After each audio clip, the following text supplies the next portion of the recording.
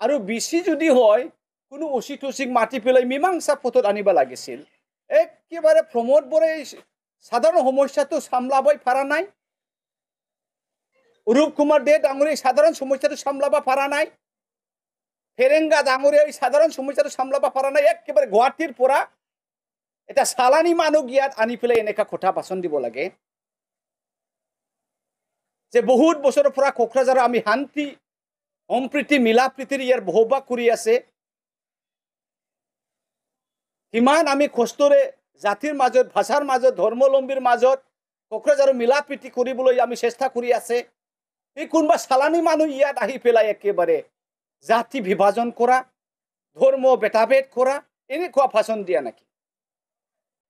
actually আজি এই press মিটটো এইটোৰ কাৰণে মাতা হৈছে যে যোৱাকালি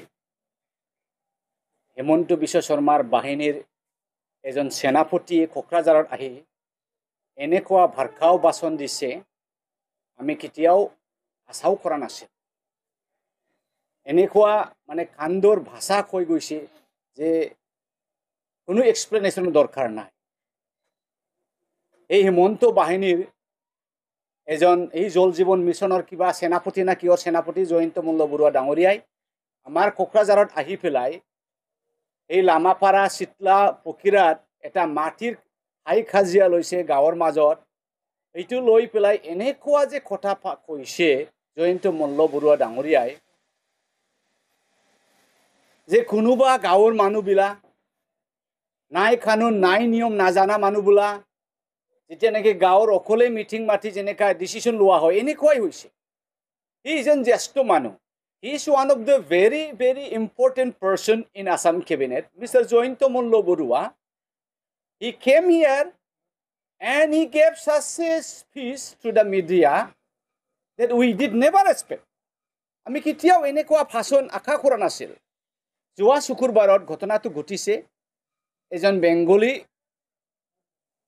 মানুহৰ মাটিটো এজন ৰাজবংশী আদি কৰি খেতি কৰি বহুত বছৰৰ পৰাই খাই আছিল এইটো লৈ অলপ হাই খাজিয়া হৈছিল আৰু এই হাই খাজিয়াটো সাধাৰণ এটা হাই খাজিয়া হয় গাঁৱৰ মুৰব্বীসকলক মাতিব লাগে গাঁওবুঢ়াসকলক মাতিব লাগে সেইখিনি আৰু বেছি যদি হয় কোনো অচি টচিক মাতি পেলাই মীমাংসা পথত আনিব লাগিছিল একেবাৰে প্ৰমোদ বৰে সাধারণ সমস্যাটো সামলাবই পারা নাই অরূপ কুমার দে ডাঙরে সাধারণ সমস্যাটো সামলাবা পারা নাই ফেরেঙ্গা ডাঙরে এই সাধারণ সমস্যাটো সামলাবা পারা নাই একেবারে গুৱাহাটীৰ পৰা